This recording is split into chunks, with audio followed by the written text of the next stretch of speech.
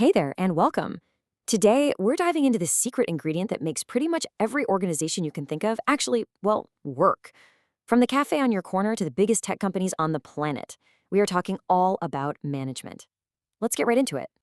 So, here's what we've got on tap. We'll start with what makes companies tick. Then we'll hit the manager's four key jobs. We'll sort out the difference between being efficient and being effective. Then we'll look at the skills every manager needs, put you in charge with a quick example, and wrap up with how to absolutely nail these questions on a test. All right, so let's start with the big question. What's the invisible force, the secret sauce that turns a bunch of people and resources into a successful organization? I mean, seriously, just think about it for a second. You've got people, you've got money, you've got equipment, ideas. But how do all those pieces actually come together to make something happen? Well, you guessed it, the answer is management. Okay, here's the official definition, and it's actually a really good one.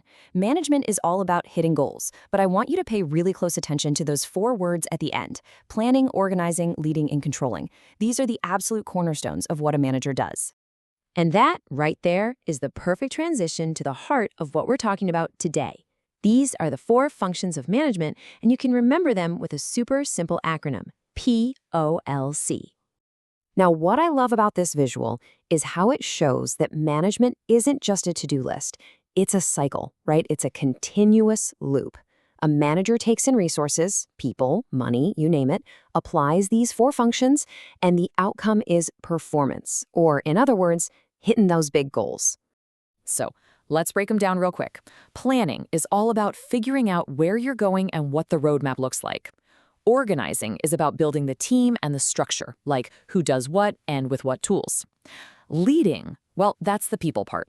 It's about inspiring and motivating everyone to move in the same direction. And finally, controlling is the check-in. It's looking at your progress and making tweaks to stay on course. Let's make this super concrete. Think about a manager at a coffee shop. When they make the weekly schedule, that's planning. When they put one person on the register and another on the espresso machine, that's organizing. When they're showing the new hire how to get the perfect foam on a cappuccino, that's leading. And when they check the inventory to make sure they don't run out of beans during the morning rush, you got it, that's controlling. It happens every single day. And what's so cool is how this framework fits anywhere. Let's jump from coffee to code. A tech project lead plans by deciding what new features will go into the next app update. They organize by handing out specific coding assignments to the developers. They lead those daily stand-up meetings to keep everyone motivated and solve problems. And they control by having the team test for bugs before it goes live. It's the exact same POLC framework, just in a totally different world. And you know, the focus might even change depending on the company. A brand new startup is probably going to be heavy on planning and leading to innovate, while a huge established corporation might lean more into organizing and controlling to make sure everything runs smoothly. Okay, time for a really important distinction. This is what separates the good managers from the truly great ones. See, it's not just about getting things done. It's about getting the right things done and doing them the right way. This is the whole game of efficiency versus effectiveness. Let's keep it simple. Efficiency is all about the how. It's about using the least amount of resources, time, money, people to get a job done. It's about doing things right. Effectiveness, on the other hand, is about the what. It's about choosing the right goals in the first place. It's about doing the right things. This little diagram just nails it. Effectiveness is picking the right target. Efficiency is using the fewest arrows to hit it. You could be incredibly efficient at making, say, a brand new flip phone, but that wouldn't be very effective today, would it? The goal is to be in that top corner, achieving the right goals with as little waste as possible. So, if you want to perform those four functions and be both effective and efficient, what do you actually need in your toolkit? What skills does it take? Let's take a look.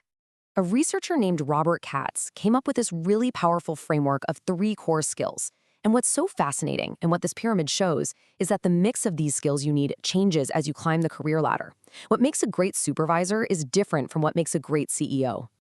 So here they are. First, you've got technical skills. This is the job-specific stuff, like an accountant who knows the tax software inside and out. Then you have human skills. This is your ability to work with people, to motivate, to communicate. It's crucial at every single level. And finally, you have conceptual skills. This is the ability to see the big picture, the whole forest instead of just the trees. And as you can see, a frontline manager really needs those technical skills, but a CEO, they live and breathe in the world of conceptual, big picture thinking. Okay, enough with the theory. Let's put you in the driver's seat. We're going to use everything we've just talked about to solve a simple, real-world problem. All right, here's your task. You need to launch a brand new newsletter for a club you're in. So, how would you use POLC? First, you plan. Who's this for? What are we writing about? How often? Then, you organize. You find writers, maybe an editor, and you assign the first articles. Next, you lead. You hold a quick kickoff meeting to get everyone fired up and on the same page. And finally, you control. You look over the first draft and give feedback to make sure it's awesome before you send it out. And just like that, you just acted as a manager. See how it works? Okay, now for the moment a lot of you have been waiting for. How do you take all of this knowledge and turn it into an A+ on your next exam? The good news is, when it comes to these core concepts, professors and exams tend to be pretty predictable. They really just want to know that you can connect these ideas to the real world. You're likely going to run into one of three types of questions. The first is a straight-up, define an example question. Super common. The second is a comparison, like asking you to explain efficiency versus effectiveness. And the third, which is a bit tougher, is a scenario where they give you a business problem and ask you to apply the POLC framework to solve it. And that brings me to my final #1 pro tip. Here's the secret to getting full marks. Don't just spit back the definition. The key is application. No matter what the question is, always connect the concept back to a real-world example, like the coffee shop or the tech company. Show that you don't just know what something is, you know what it does. If you can do that, you're going to do great.